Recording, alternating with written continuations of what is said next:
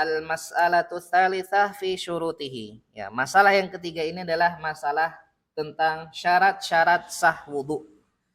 Artinya aturan wudu yang menjadikan wudu itu bernilai ibadah dan sah dan bisa digunakan untuk sholat ataupun tawaf setelahnya. Ya. Dan ketika syarat-syarat ini hilang, satu saja hilang, maka otomatis apakah wudu tersebut bisa kita katakan sah? Tentunya tidak. Ya. Karena syarat ini adalah sesuatu yang saling berkaitan. Tidak boleh terlewat satu. Kalau misalkan ada beberapa syarat padanya. Dan di dalam kitab ini disebutkan syarat wudhu itu ada 7. Ya, syarat wudhu itu ada 7 poin. Dan masing-masing dari poin ini tidak boleh dihilangkan. Baik, yang pertama adalah syarat yang berkaitan dengan subjeknya. Subjek ini berarti pelaku, orang yang ingin wudhu. Disyaratkan dia harus muslim, ya, seorang muslim. Artinya kalau wudhu ini dilakukan oleh orang kafir, maka wudhunya tidak sah. Ya. Kemudian akil, dia harus orang yang berakal. Dan yang ketiga adalah tamyiz, dia harus tamyiz. Ya. Kenapa disebutkan tamyiz? Padahal sudah disebutkan akil. Ya. Karena tidak setiap orang yang akil itu tamyiz, tapi setiap orang yang tamyiz itu pasti akil. Mungkin apa betul? Maksudnya, taib. Tidak setiap akil itu tamyiz. Taib. Bayi umur 2 tahun katakan. Niko akil nama tamyiz? Akil. Sudah tamyiz nama dereng? Ya, belum tentu. Ya. Tapi sebaliknya, kalau sudah tamyiz pasti akil. Ya. Orang yang bisa membedakan ini baik, ini buruk, ya, ini panas, ini dingin. Nah, biasanya dia pasti orang yang berakal. Taib. Akil di sini maksudnya juga adalah dia orang yang sehat. Ya, artinya bukan seorang yang gila. Ya, orang yang kehilangan akalnya. Taib. Ini syarat yang pertama. Dia harus muslim, akil, dan balik. Yang kedua adalah an-niyah. Ya, an-niyah. Sebagaimana yang disebutkan tadi, bahwa niat ini menjadi syarat sah wudu. Ya, syarat sah wudu. Ada pertanyaan tadi, bagaimana ketika kita atau seseorang itu berwudu, tapi niat awalnya dia hanya sebatas ingin mendinginkan tubuhnya. Tidak ada niatan wudu. Tetapi niatnya apa tadi? Mendinginkan badannya. Karena merasa dengan kondisi badan yang gerah, sehingga dia pengen mendinginkan tubuhnya dengan cara berwudu. Ya. Tapi niatnya apa? Mendinginkan. Tapi cara dia mendinginkan tubuh tadi dengan berwudu. Nah, pertanyaannya, ketika dia selesai wudu tadi, apakah boleh kemudian dia sholat setelahnya atau harus mengulangi wudunya? Yang pundi? Mengulangi napa sudah cukup? Ya. Baik, jawabannya adalah tidak usah mengulangi. Nah, kok jadi ruwet? Enggak ruwet. Buatan ruwet. Ya. Jadi apa yang dimaksud niat di dalam syarat ini? Maksudnya adalah niat untuk mencari pahala. Ya, niat mencari pahala. Artinya ketika seseorang niat, ya, niatnya bukan untuk wudu sholat, ya, niatnya bukan wudu ibadah, niatnya adalah wudu, ya, mendinginkan badan, tapi bukan untuk sholat. Ya. Taib. Yang menjadi pertanyaan di sana adalah, atau bukan pertanyaan, ya, menjadi poin pentingnya adalah ketika dia mendinginkan badan tadi, ya, apakah dia telah mewujudkan 6 syarat yang sisanya? Ya. Nanti kita sebutkan syaratnya apa saja. Pertama, ketika orang yang mendinginkan badan tadi ternyata muslim, akil, balik, kemudian melengkapi syarat-syarat yang lainnya, maka kita katakan sah. Ya. Tapi apakah berpahala atau tidak? Innamal a'malu binniyat. Sama-sama niatnya wudu, meskipun tujuannya berbeda. Bisa dipahami nggak? Baik, nanti kita lihat dulu berikutnya. Yang ketiga, syarat yang ketiga adalah media. Dia harus menggunakan air, dan syarat air adalah tohir dan mutatohir. Syaratnya harus suci dan mensucikan. Meskipun di dalam kitab ini, ya, rujukannya adalah kembali kepada madhab Al-Hambali, sehingga di kitab ini tidak disebutkan syarat air itu harus mensucikan. Ya. Yang penting suci. Ya. Karena di dalam madhab Hambali, ketika sebuah air itu disifati dengan tohir, suci, maka dipastikan air itu mensucikan. Tetapi di dalam madhab yang lainnya, tidak semua air yang tohir itu mensucikan. Ya. Contohnya air napa? Ya, air teh, ya kan? Itu airnya suci tapi tidak mensucikan. Taib. Ini yang ketiga, medianya harus air yang suci dan mensucikan. Yang keempat adalah tidak ada penghalang dari air supaya masuk ke dalam kulit. Ya. Artinya ketika kondisi kulit seseorang itu masih terhalang sesuatu yang menjadikan air itu tidak bisa masuk, maka wudunya tidak akan sah. Ya. Contohnya apa? Ya, kalau cewek dengan kutek, ya. Meskipun ada beberapa bahan kutek yang menyerap air katanya, ya. Kalau cowok biasanya apa? Kalau bapak-bapak biasanya terkena apa? Yang ya contohnya cat, terus apa malih? Oli.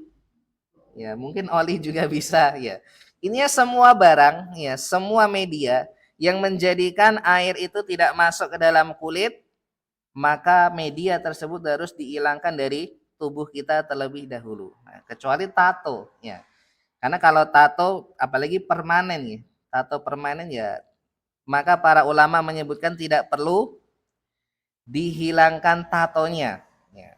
Kalau memang dia sudah taubat, ya. Tapi kalau dia tidak menyesal dengan ketika dia mentato, maka hal ini bisa mempengaruhi keabsahan wudhunya. Baik. Syarat yang berikutnya, yang kepintan, yang kelima. Syarat yang kelima adalah dia sudah harus suci, bersih ketika dia habis melaksanakan BAB atau BAK. Ya. Artinya dia sudah harus istinja terlebih dahulu setelah dia buang hadas, ya, buang najis. Taib. Syarat yang keenam adalah muwalah. Apa itu muwalah? Berkesinambungan. Artinya tidak terputus, ya, satu gerakan dengan gerakan yang lainnya. Ya. Di sini para ulama menyebutkan tentang batasan muwalah ini, berkesinambungan itu seperti apa? Ada dua. Ya. Yang pertama ada yang mengatakan bahwa syarat muwalah berkesinambungan itu adalah yang penting satu anggota badan ketika ingin memotongnya, memutusnya, itu tidak boleh harus sampai kering terlebih dahulu. Ya, contohnya ketika seseorang berwudu baru sampai mencuci tangan, ternyata airnya habis, sehingga dia harus keliling dulu, muter-muter dulu cari air sampai ternyata dia mendapatkan air dalam kondisi tangannya sudah kering. Ya. Apakah dia harus melanjutkan dengan mencuci wajah atau dia harus mengulangi dari awal? Yang mana? Ribon? Nah, ini pendapat yang pertama tentang mualah. Ketika sudah kering maka dia harus mengulangi dari awal. Tetapi ternyata pendapat ini tidak dikuatkan terutama oleh Syekh Utsaimin, bahwa beliau mengatakan mualah itu tidak harus mengulang dari awal ketika satu anggota badan itu kering, ya, karena terlebih hal ini terjadi di negeri Arab misalkan, yang di sana cuaca atau musimnya panas, ya, sehingga memungkinkan cepat kering. Ya, maka mualah di sini kemudian diambil pendapat yang kedua bahwa mualah di sini ditentukan dari jarak, ya, ditentukan dari kondisi memotongnya. Misal, ketika seseorang, ya biasanya ibu-ibu, ya, kalau ibu-ibu eh, berwudu sudah sampai di bagian tangan, kemudian teringat, oh iya, tadi masih goreng ikan, ya, akhirnya ditinggalkan, ya, goreng ikan dulu sampai dientas, kemudian dia melanjutkan wudhunya. Padahal ketika itu tangan tadi yang ditinggalkan itu masih dalam kondisi basah. Ya. Maka oleh Syekh Utsaimin beliau mengatakan yang seperti itu tetap dikatakan harus mengulangi wudhunya. Karena dia dengan sengaja dan tanpa uzur yang jelas, artinya tidak kehabisan air, maka ketika dia memberikan jeda tadi, dia harus mengulangi meskipun masih dalam kondisi basah. Ya. Jadi bisa dipahami. Jadi muwalah di sini adalah harus berurutan, artinya tidak terjeda dengan sesuatu yang mengharuskan dia itu bermasalah dengan wudhunya. Baik. Syarat yang terakhir yang ketujuh adalah at-tartib, harus urut. Ya. Artinya tidak boleh dibolak-balik. Ya. Mencuci kaki dulu baru mencuci tangan. Nah, ini tidak diperbolehkan. Nah, kembali ke niat tadi. Ya. Ketika seseorang niatnya bukan wudhu untuk sholat, tapi wudhu untuk mendinginkan tubuh. Dan ternyata orang yang mendinginkan berwudhu dengan niat mendinginkan tubuh tadi melakukan syarat-syarat ini secara utuh, ya, secara utuh, dia ya tertib, dia mualah, ya, dia tidak dalam kondisi hadas, kemudian dia menghilangkan semua hal yang menghalangi air masuk ke kulit, maka dikatakan wudhunya sah, ya, wudhunya sah. Tetapi apakah berpahala atau tidaknya, nah itu tergantung niatnya. Bisa dipahami nawadan. Nah, taib azan tin. Karena sudah azan tadinya. Azan dulu. Ini baru masalah ketiga. Masih ada 5 masalah lagi. Pribon. Langsung. Taib. Kita lanjut ya. Ke permasalahan berikutnya yaitu masalah yang keempat. Furuduhu. Hal-hal yang wajib, artinya anggota wudhu yang tidak boleh ditinggalkan. Inilah permasalahan yang keempat. Anggota wudhu yang tidak boleh ditinggalkan. Tadi sudah kita singgung di awal bahwa anggota tubuh yang tidak boleh ditinggalkan tadi ada berapa? Ada 4 ya. Ada tangan, ada wajah, ada kepala, dan ada kaki. Nah, baik. Namun kemudian di sini muncul perinciannya secara lebih detail. Apa yang dimaksud dengan wajah? Ya, maka para ulama menyebutkan yang dimaksud dengan wajah adalah semua yang nampak dari tubuh manusia, ya, dari bagian depannya, dari bagian depannya. Dan kepala itu dihitungnya dari manbatus sya'ar, ya, dari tempat tumbuhnya rambut. Kalau menurun itu vertikal atau horizontal? Vertikal ya, secara vertikal dari tempat tumbuhnya rambut, dan vertikal di sini sampai nopo niki namine? Sampai dagu lah, sampai dagu sini. Nih, sampai dagu. Nah, adapun secara horizontal lah, ini ada yang jendol-jendol niki napa niki namine? Di telinga yang jendol kecil ini apa namanya? Ada yang tahu namanya betul? Ya. Dari kanan ke kiri, ya. Dari kanan ke kiri nih, yang jendul-jendul 2 ini, ya. Jadi dari ujung tempat tumbuhnya rambut bagian atas sampai dagu, ya. Dan ketika menyamping itu dari jendolan kanan ke jendolan kiri. Nah, yang menjadi permasalahan berkumur, istinsyak, ya, madmadah, istinsyak dan istintar. Ya. Apakah ini masuk bagian dari wajah sehingga nantinya wajib untuk dikenakan air? Ya. Mulut, pertama mulut. Madmadah itu berkumur, sehingga berkumur ini pasti menggunakan mulut lah. Apakah mulut termasuk bagian dari wajah? Termasuk apa mboten? Dewan? Termasuk nggih. Dalilnya napa? Buktinya apa? Ya, tip. Yang menjadi catatan penting di sana tadi yang kita sebutkan bahwa yang disebut dengan wajah adalah sesuatu yang nampak dari luar. Ya. Kalau makanya kenapa disebut wajah? Karena muwajahah. Ya. Muwajah itu yang langsung nampak dari luar. Mulut nampak nampak. Kalau bibir iya, kalau bibir iya. Mulut kan di isinya kan lisan, ada gigi, ada gusi, itu namanya mulut. Nah, masuk wajah nama mboten? Bukan. Nah, bukan. Nah, kalau bukan berarti wajib napa mboten? Matmadah kumur-kumur niku. Nah, bisa dipahami? Berarti nggak kumur boleh napa mboten? Boleh. Ya, sah. Ya. Karena yang wajib tadi sesuai dengan ayat yang sudah hafal nih. Tadi cuma ada berapa anggota? 4. Ya. Tip.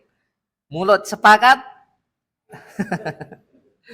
Karena ini mungkin terdengar agak asing. Di sebagian ikhwah mungkin ini, berarti kalau nggak kumur nanti wudhunya nggak sah. Ya.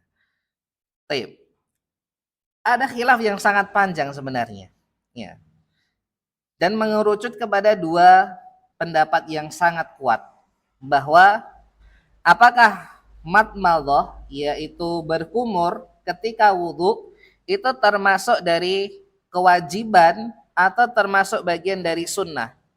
Secara ringkasnya, ketika kita mengembalikan definisi wajah bahwa wajah itu adalah sesuatu yang nampak al-muwajahah, yaitu nampak dari luar, maka mulut tidak termasuk bagian dari wajah. Sehingga berkumur tersebut tidak masuk bagian dari hal atau anggota tubuh yang wajib untuk dikenakan air.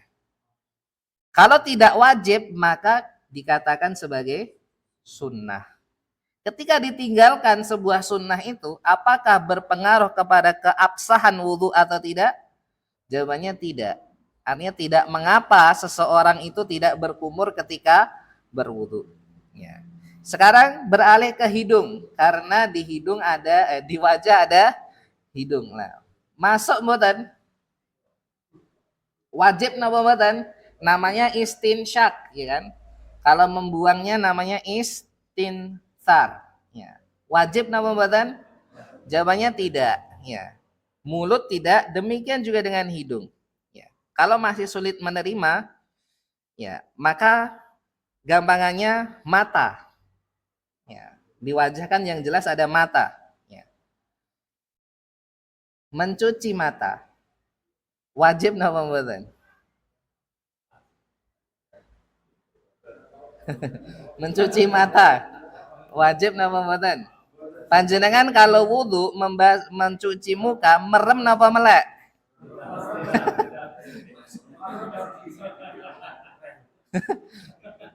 Merem napa melek? Merem. Berarti yang dicuci bagian luarnya napa dalamnya? Luarnya. Itulah yang wajib. Adapun yang di dalam ini, ya bola mata kita, meskipun di wajah kita, apakah termasuk bagian yang wajib dicuci atau tidak?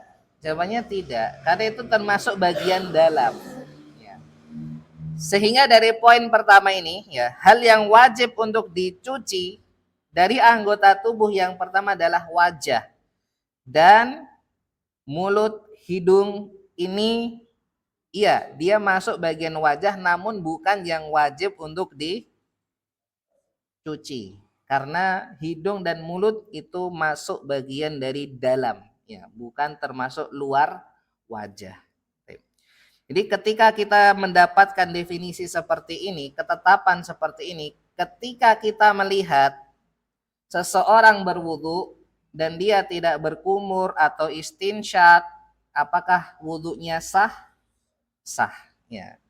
Maka tidak boleh kita menghakimi, wah, kamu belum wudu karena nggak kumur-kumur. Ya.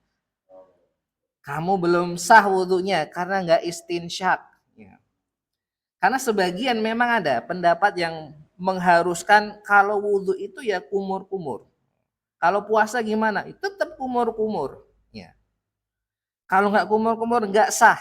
Nah, maka kita katakan pendapat yang seperti ini tepat namanya, ya, tepat menurut mereka nggak apa-apa. Ya. Kalau mereka meyakini sebagai sesuatu yang wajib, silahkan. Tapi konsekuensinya tidak boleh tinggalkan. Ya. Tidak mengapa. Jangankan nunggu puasa, nggak puasa pun tidak mengapa. Ya. Pribon? Nah, pertanyaannya mengurangi pahala apa mboten? Pertanyaannya. Iya, mengurangi keutamaannya. Tetapi sah apa mboten? Sah. Ya. Jadi di sini kita perlu perincian ya. Ketika kita membahas sah dan tidaknya suatu amalan dengan mana yang lebih afdol dan mana yang lebih utama. Ya. Karena yang penting dulu, yang penting kita adalah target utama kita, amalan itu harus sah terlebih dahulu. Ya. Baru kemudian nanti kita tambahkan supaya amalan ini menjadi sempurna. Ketika kita mengambil pendapat bahwa berkumur-kumur dan istinsyak ini bukan termasuk bagian dari kewajiban, maka bukan berarti sikap kita gak usah kumur-kumur, gak usah istinsyak, bukan itu tujuannya. Tetapi di sini kita ingin mengkaji hal ini secara pandangan fikih, ya. Bahwa ketika seseorang berwudu tidak kumur-kumur, tidak istinsyak, itu sah, ya. Tapi apakah sempurna mendapatkan, kalau misalkan ujian dapat 100, yang nggak kumur-kumur apakah juga sama dapat 100? Tentu jawabannya tidak. Ya. Hal ini perlu juga kita ketahui, mungkin karena kita di dalam beberapa kondisi, misalkan ketika puasa ya, kita takut, wah nanti kalau kumur-kumur biasanya ketelat. Ya. Maka demi kehati-hatian nggak apa-apa kita tidak kumur-kumur. Harus istinsyak misalkan. Jadi ada pertanyaan yang menggelitik, ya. Dahulu ada seorang santri bertanya, ya, Ustaz, gimana ini? Kalau saya istinsyak, ya, menghirup air, itu biasanya kehirup sampai ke tenggorokan, sampai ke kerongkongan, sehingga menjadikan sakit, Ustaz. Ya. Apakah berarti wudhu ana selama ini nggak sah ketika ana tinggalkan istinsyak? Ya. Ada sebagian ustadz yang menjawab, iya kamu harus istinsyak. Tapi nggak bisa Ustaz, kalau menghirup airnya Ustaz, pasti nanti sakit, dipaksakan. Nanti kalau terbiasa insya Allah sudah bisa. Nah, maka ini kan sebuah fatwa yang menurut kami cukup membahayakan, ya, cukup memaksakan. Ya. Karena di sana ada terjadi khilaf di kalangan para ulama. Baik. Ini yang pertama, ya, nama tadi tentang wajah. Yang kedua adalah setelah mencuci, kita loncat nama buatan tadi. Wajah nih. Yang berikutnya adalah mencuci tangan, ya. Karena di dalam ayat sangat jelas. Waksilu aidiakum, ya. Ilal marofik, dari tangan ini adalah sampai siku. Tapi dahulu ada sebuah riwayat dari sahabat Abu Hurairah, di mana beliau mendengar hadis dari Nabi Shallallahu Alaihi Wasallam. Di antara bentuk keutamaan seseorang berwudu adalah Allah jadikan bekas wudunya tadi nanti bercahaya di hari kiamat. Ya. Yud'a ummati yaumal qiyamati ghurran muhajjalina min atharil wudu. Ya. Kelak nanti umatku ini akan dipanggil di hari kiamat dalam keadaan ghurran muhajjalin, yaitu bercahaya kepalanya. Ya. Ghurran muhajjalin itu bercahaya, bukan cahaya sebenarnya artinya, tapi memiliki warna putih seperti warna putih yang ada di kepala kuda. Pernah lihat napa dereng? Kuda yang napa niki namanya? Napa niki namanya? Dahinya ya, batoknya ini kok ada warna putih panjang. Itu namanya ghurran muhajjalin. Ya. Jadi nanti di hari kiamat umat muslim yang hobi berwudu, maka nanti di kepalanya nanti akan ada tanda putihnya seperti itu. Bersih. Ya. Dan tentunya kita tidak bisa membayangkan ya. Dalam artian, berarti nanti jelek nanti. Ya. Enggak seperti itu. Ya. Tidak seperti itu. Ya. Baik. Maka kata Abu Hurairah, barang siapa di antara kalian yang ingin dipanjangkan cahaya putihnya tadi, warna putihnya tadi, maka panjangkan wudhunya. Sehingga Abu Hurairah itu kalau wudhu biasanya tidak hanya sampai apa?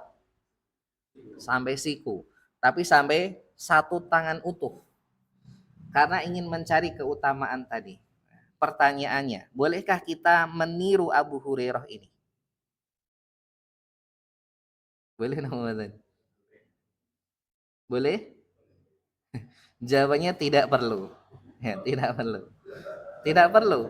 Bahkan itu sahabat. Kenapa kita nggak boleh mencontohnya?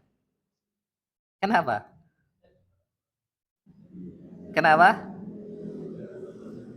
Hah? Karena Nabi kita yang lebih mulia daripada sahabat Abu Hurairah sendiri, beliau tidak pernah mencontohkan hal seperti ini. Ya, tidak pernah mencontohkan hal seperti ini. Ketika ayatnya mengatakan ilal marofik, maka kita cukupkan sampai ilal marofik. Adapun Abu Hurairah kenapa demikian melakukan hal itu? Ya karena saking semangatnya beliau. Dan beliau tidak pernah mengajak orang untuk melakukan hal yang semisal dengan yang ia kerjakan. Ya. Artinya beliau Abu Hurairah ya melakukannya untuk dirinya sendiri. Ya. Tidak pernah mengajak orang lain untuk ayo kalau wudhu kita panjangkan sampai ujung bahu kita. Tidak pernah seperti itu. Meskipun ada memang dalil yang membicarakan tentang keutamaan ini. Ya. Kemudian untuk kaki, ya kaki pun sama, yaitu sampai kedua mata kaki. Jadi tidak perlu sampai lutut kita, ya tidak perlu sampai ke bagian lutut. Ya. Kemudian yang berikutnya adalah kepala, ya mengusap kepala. Termasuk bagian yang wajib kita basahi. Nah, kita singgung di awal tadi bagaimana cara mengusap, ya. Maka dengan dua cara. Bisa dengan cara yang pertama adalah setelah kita mencuci kedua tangan, ya. Dan ketika ternyata tangan kita masih basah, maka tinggal langsung saja disapukan tangan yang basah ini tadi dari ujung tumbuhnya rambut sampai ke belakang lah. Ke belakangnya niku sampai pundi? Napa niki namine? Tengkuk ya. Kemudian ditarik lagi ke depan sampai ujung. Nah, selesai. Nah, telinga pertanyaannya. Telinga ini termasuk bagian dari kepala atau bukan? Kalau iya berarti wajib dibasuh. Kalau tidak berarti hukumnya sunnah. Lah, jenengan selama ini meyakini yang mana? Masuk kepala berarti selalu wajib. Yang tidak membasuh telinga berarti wudhunya tidak sah. Tidak mengapa jenengan meyakini seperti itu. Ya. Tapi kata para ulama bahwa membasuh kedua telinga hukumnya adalah sunnah dan ini yang rojih. Ya. karena tidak termasuk bagian dari kepala. Ya. Ada hadis yang panjang sebenarnya ya, hadis yang panjang yang menceritakan tentang bagaimana sifat wudhunya Nabi. Dan ketika beliau ditanya tentang hukum mengusap atau membasuh telinga, beliau tidak menyebutkannya secara jelas. Artinya tidak menyebutkan dan tidak mematenkan bahwa itu adalah sesuatu yang wajib dan harus. Ya. Melainkan hal itu adalah sebagai bagian dari pelengkap.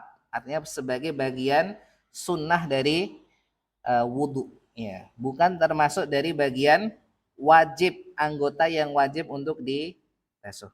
Tadi cara yang pertama, ya. Cara yang pertama adalah dengan melangsungkan, tidak mengambil air yang baru untuk membasuh kepala. Ya. Pertanyaannya, kalau rambut kepalanya gondrong, ya, yang dibasuh sampai ujung gondrongnya atau seperti apa? Jadi rambutnya sebahu misalkan, jadi sampai bahu atau pripun? Hah? Ya, yang penting adalah dengan cara apa? Dibasuh saja. Bukan rambutnya, gitu. Ya, poinnya adalah bukan rambutnya, tetapi kepala. Jadi ini biasanya berlaku untuk ibu-ibu, gitu. Untuk ibu-ibu lah. Ibu-ibu yang rambutnya panjang gimana? Apakah harus semuanya disapu bersih, ya, diusap bersih? Jawabannya tidak, ya. Cukup semampunya saja, yaitu dari pangkal sampai ke tengkuk, kemudian dibalikkan lagi. Ya. Baik. Ibu-ibu lagi, karena nggak ada ibu-ibu, jadi nggak kita perpanjang. Nah, kalau ibu-ibu itu apakah harus melepas hijab ketika membasuh kepalanya, ataukah cukup dengan set set set? Ya, biasanya kan katanya dibuka dikit, kemudian set set set. Nah, cukup napa buatan? Karena kalau membuka hijab, kemungkinan akan terlihat auratnya. Angsal nama buatan. Ini misalkan saya perempuan, nanti jenengan sampaikan ke istri-istri jenengan. Cukup dengan set set setnya. Kenapa harus membuka kerudungnya biar supaya maksimal? Pripun?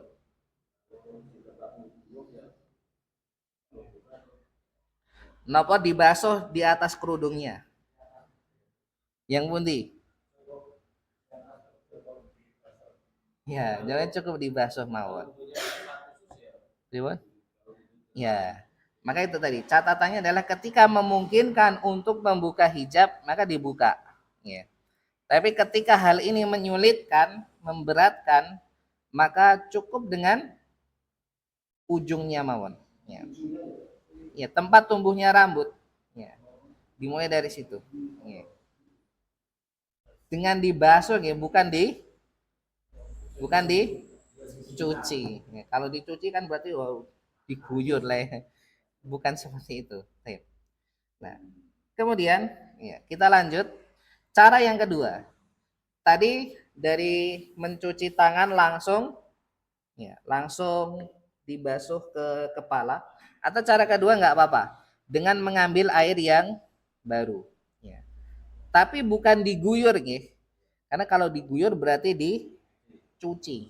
Jadi cukup mengambil air yang sedikit saja sampai sekiranya tangannya basah, kemudian diusapkan ke kepala, ya, dan ditarik. Ya.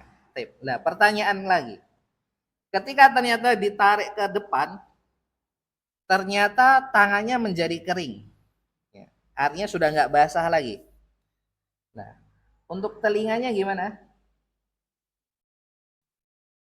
Apakah harus mengambil air lagi atau nggak apa-apa? Meskipun udah kering tadi tetap dilanjutkan. Ya nggak apa-apa, tidak mengapa. Jadi tidak perlu ketika diusap saking tenanannya kan akhir jadi kering. Ya. Ngambil air lagi, kemudian membasuh telinga. Nah, maka ini tidak diperlukan. Ya, maka tidak cukup sekali saja. Ya. meskipun terlihat sudah kering, ya artinya sudah tidak lembab lagi, tidak basah lagi, maka tidak mengapa. Untuk mengusap telinga, ya itu tidak dibutuhkan maun jadid, ya. Tidak dibutuhkan air yang baru. Ya. Bisa dipahami insyaallah ya. Taib. Yang berikutnya adalah ya, hal-hal yang wajib tadi adalah 4 anggota badan, kemudian mualah sama dengan syarat tadi, ya harus berkesinambungan, artinya tidak ada jeda yang signifikan antara satu anggota wudhu dengan anggota yang berikutnya, dan harus tertib. Ya. Tartib di sini maksudnya adalah tartib rukun. Ya ada dua. Tartib di sini ada dua. Tartib rukun-rukunnya. Ketika ayat Al-Maidah ya tadi yang keenam berbicara faksilu aidiakum ilal marafiq, berarti bagian yang pertama apa?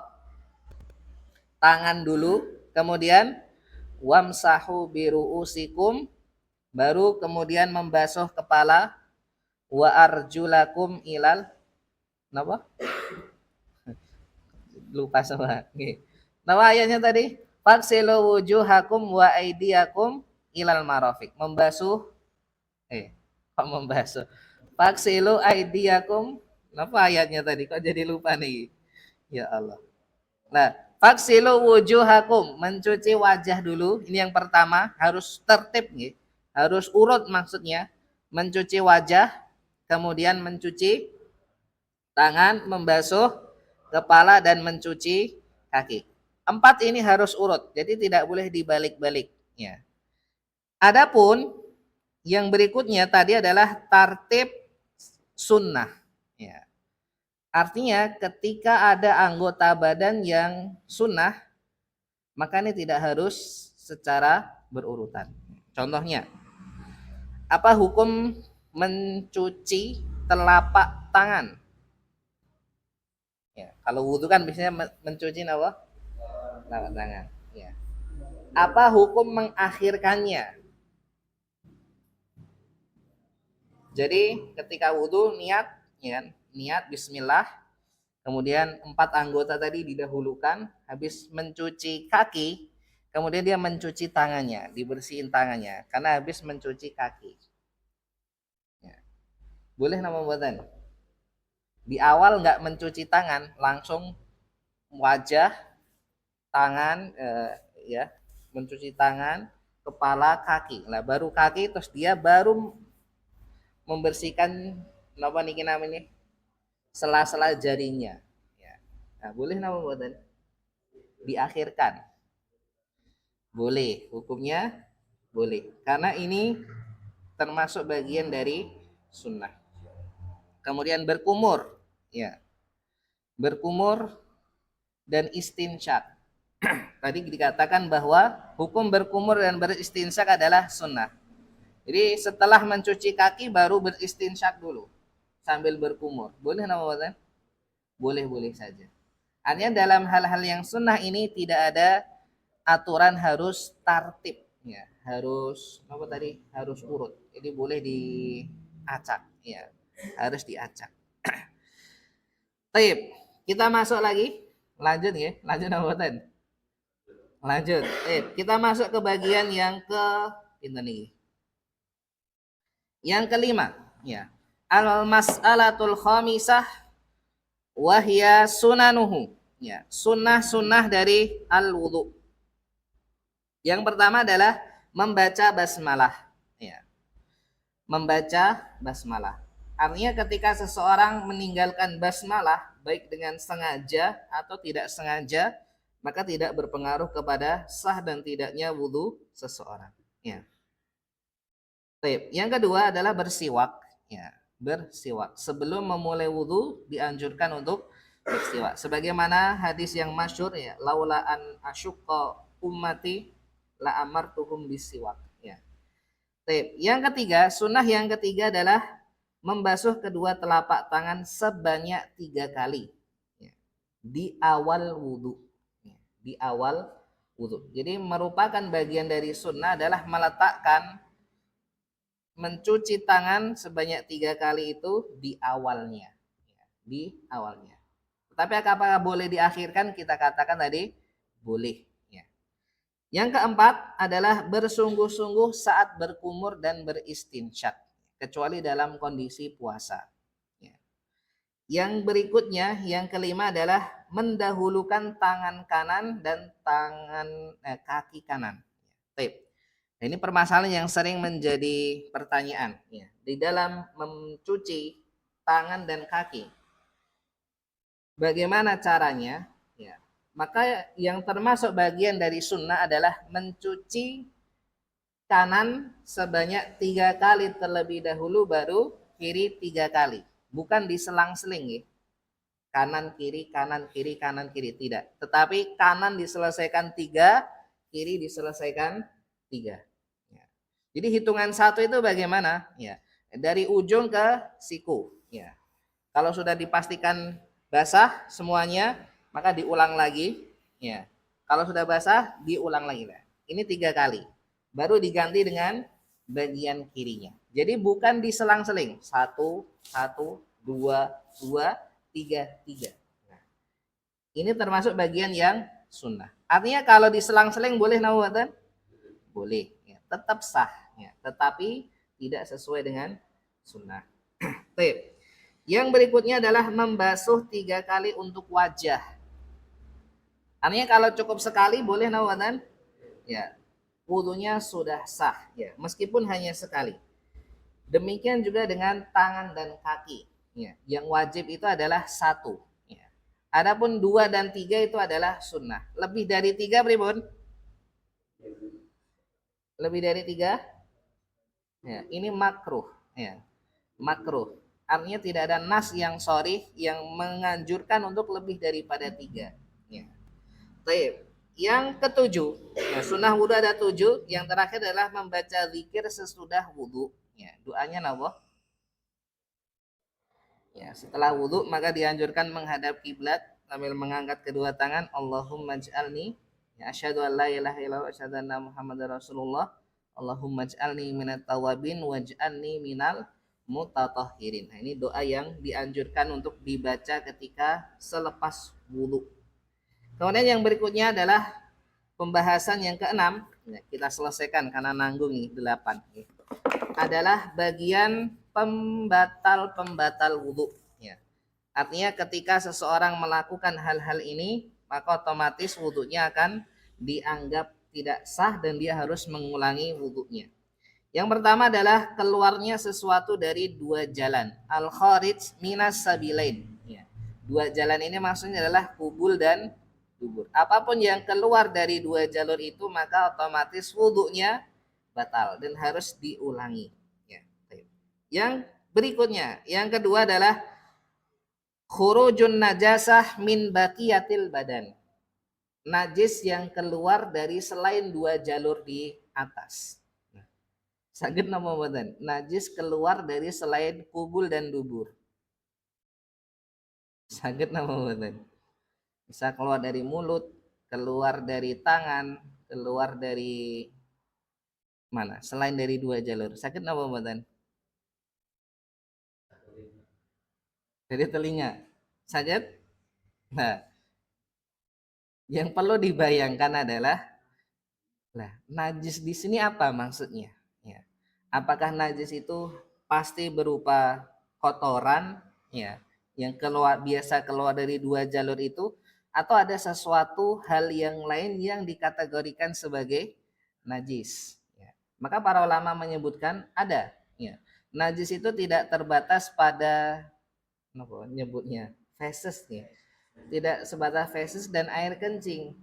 Tapi contohnya, meskipun ini terjadi khilaf kemudian, nanah dan darah. Ya. Apakah 2 hal ini masuk dalam kategori najis sehingga membatalkan wudhu? Wallahu alam, yang rajih adalah tidak. Ya. Namun dalam kitab ini yang kembali lagi afiliasi, ya, madhab dari fikih muyasar ini adalah Hambali, maka mengatakan nanah dan darah yang keluar dari tubuh manusia itu dihukumi sebagai najasah.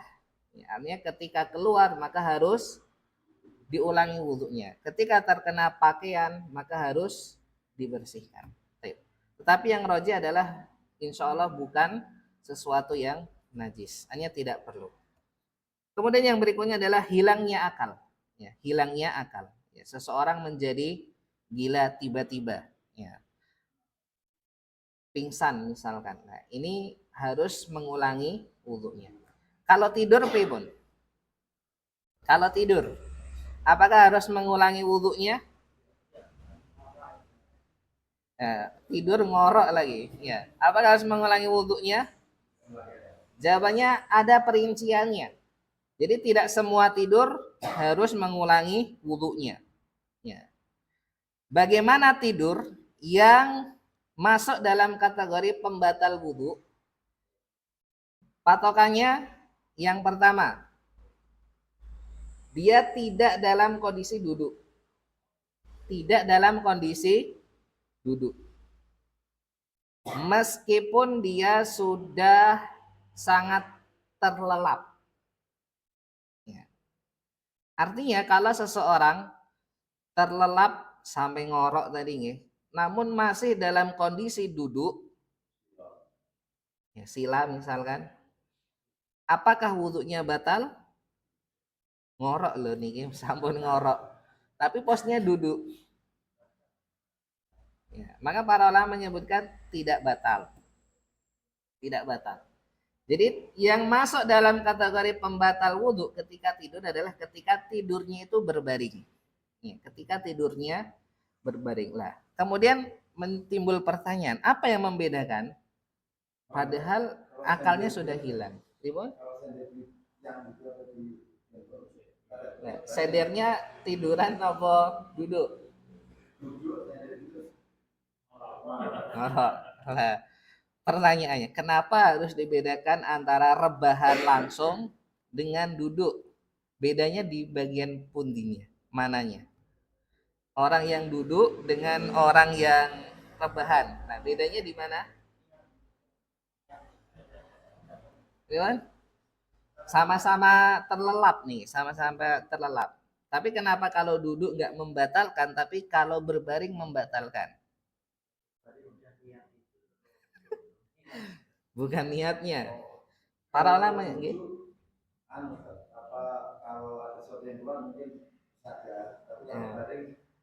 ayo, ini ilah ya. Dalam bahasa fikih ilah sebabnya. Ya. Sebab yang menjadikan suatu hukum itu muncul. Kenapa tidur duduk itu kemudian dihukumi tidak membatalkan? Karena ilahnya tidur itu membatalkan wudhu bukan karena sebatas kehilangan akal. Ya. Tetapi apa? Ada kemungkinan sesuatu itu keluar dari dubur namun tidak disadari. Ya. Jadi ketika seseorang tidurnya itu dalam kondisi duduk, ini menutup kemungkinan, ya, menutup kemungkinan untuk mengeluarkan sesuatu dari duburnya. Ya, kita sebutnya sebagai rih tadi ya, kentut. Ya. Karena kalau duduk meskipun tidur, ketika kentut, lah ini biasanya terasa. Biasanya seperti itu. Ya. Adapun ketika berbaring, ya maka ini ada kemungkinan orang ini tidak sadar. Ya. Apakah sudah mengeluarkan atau belum? Jadi ilahnya di sana. Ya. Makanya kemudian dibedakanlah tidur dalam kondisi duduk dan tidur dalam kondisi berbaring. Meskipun sudah sama-sama terlelap. Ya. Jadi seperti itu. Taib. Kemudian yang berikutnya adalah pembatal berikutnya. Pembatal yang keempat adalah, ya, ini juga terjadi khilaf ini. Masu farjil adami. Ya. Menyentuh kemaluan. Selama ini yang antum yakini, hal yubtilul wudu, apakah membatalkan wudu atau tidak? Ada yang membatalkan, ada yang tidak ternyata. Pundi Pak? Tidak. Menyentuh kemaluan membatalkan awatan? Ya. Kalau di kitab ini membatalkan. Ya. Di kitab fikih muyasar ini membatalkan. Kenapa? Karena ada hadis yang sangat-sangat sorry. Ya. Nabi Shallallahu Alaihi Wasallam bersabda, "Man massa dzakarahu falyatawaddo." Barang siapa yang menyentuh kemaluannya maka hendaknya dia berwudu. Ya. Maka jelas hadisnya. Ya. Menyentuh sama dengan mengulangi wudunya.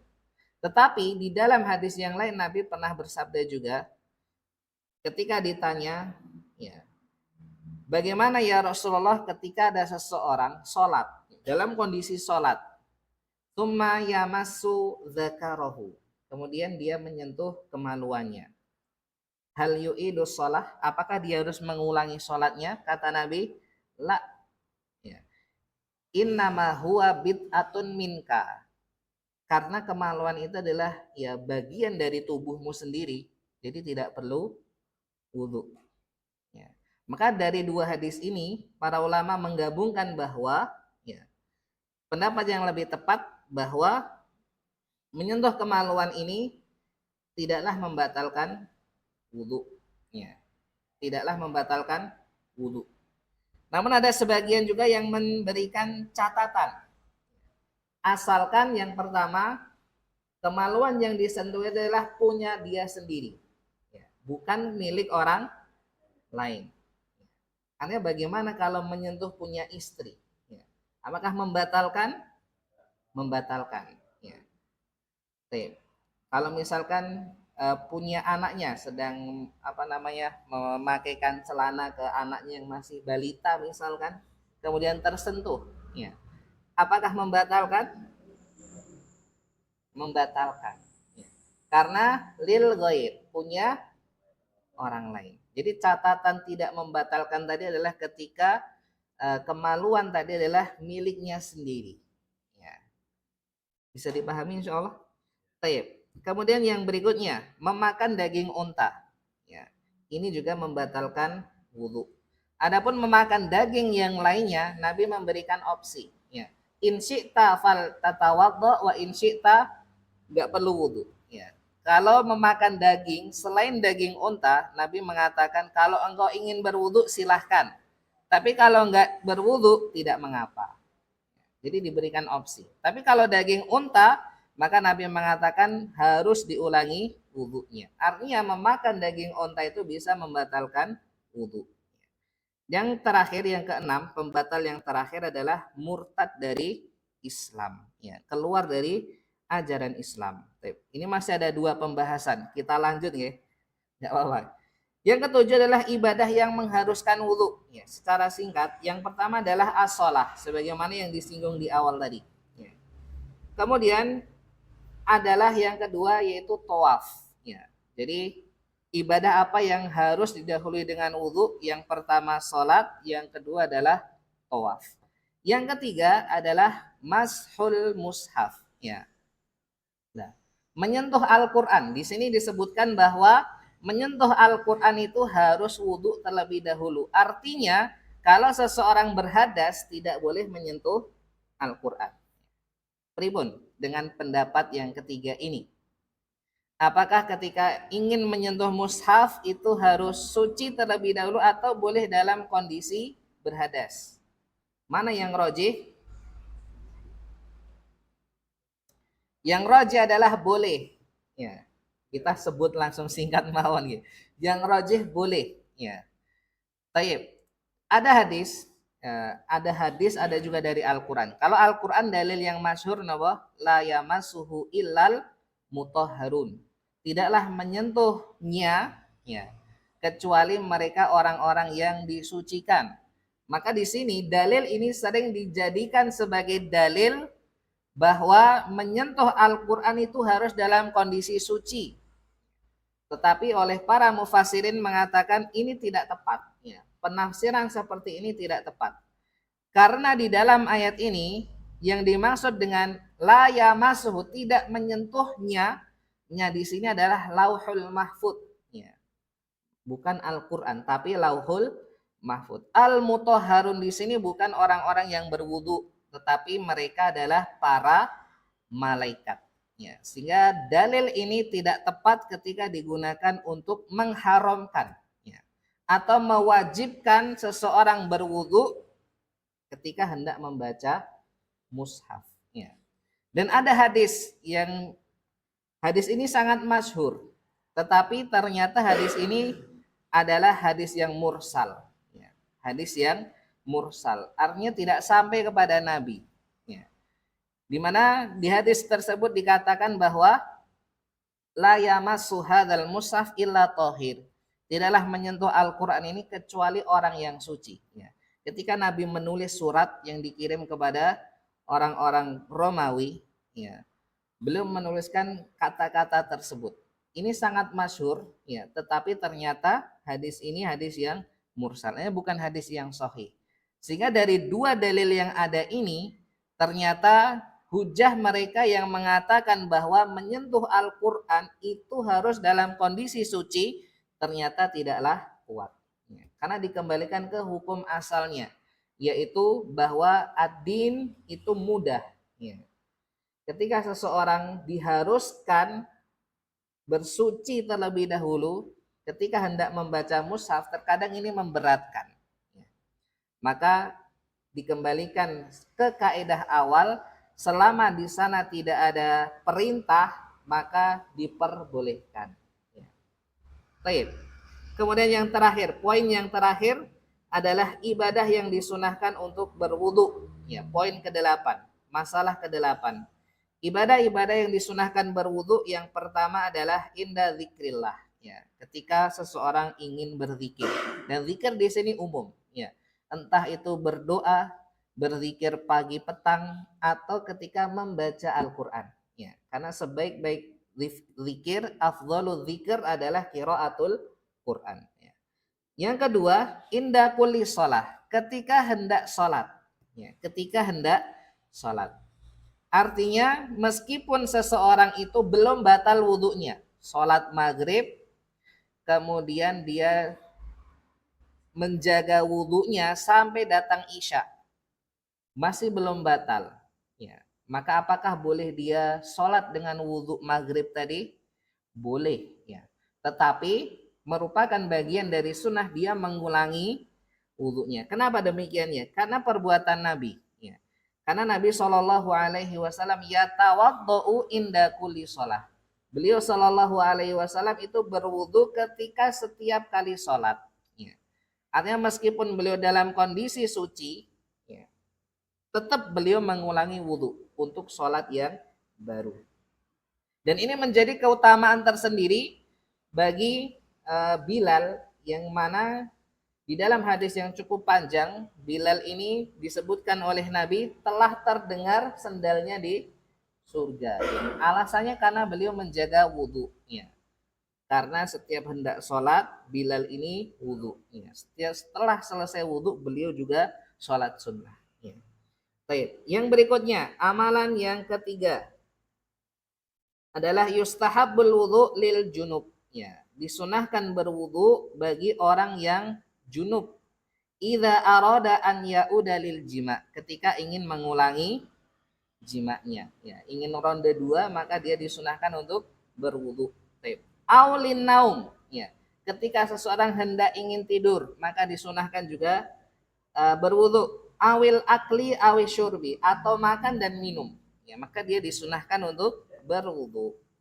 Yang keempat, al wudhu qoblal ghusli. Ya, berwudhu sebelum mandi besar. Ya, berwudhu sebelum mandi besar.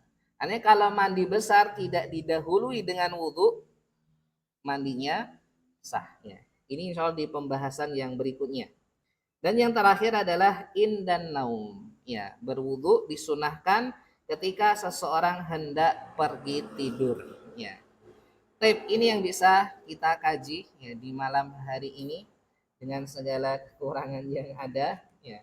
Maka kami mohon maaf yang sebesar-besarnya bila mungkin suaranya terdengar kurang jelas. Ya. Tip.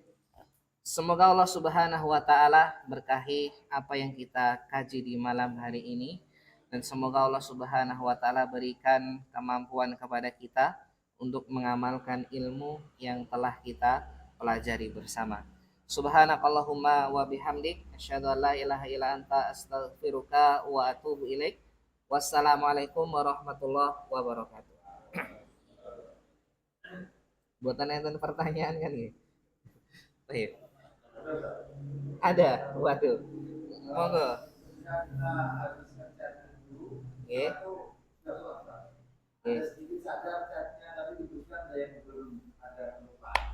Nggih.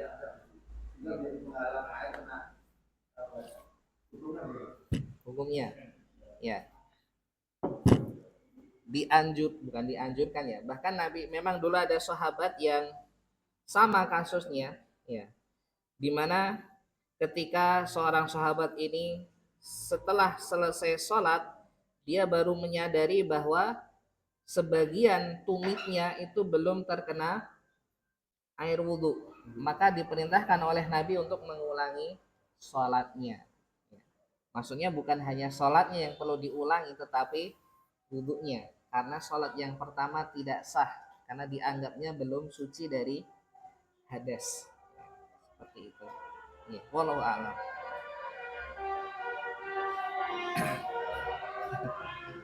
Monggo, ada lagi? Cukup nih soalnya. Oh, ada lagi. Monggo. Apa? Ketika memandikan. Nih. Nih.